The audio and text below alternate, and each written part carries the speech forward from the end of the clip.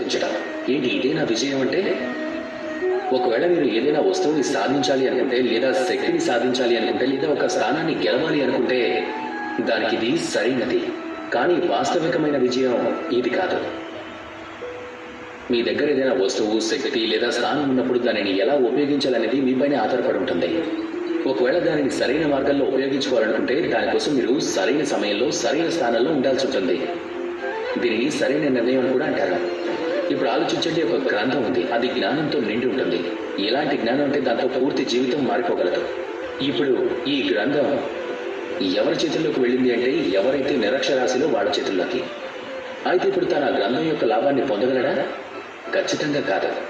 ఆ జ్ఞానాన్ని ప్రాప్తించుకోగలడా? ఖచ్చితంగా కాదు. అలాగే ఒకవేళ ఎవరైనా వ్యక్తి ఉంటే తన దగ్గర ఏదైనా అస్త్రం ఉంటే ఆ అస్త్రంతో తను శత్రువులను చంపగలడా? కానీ ఆ వ్యక్తి తాను కేవలం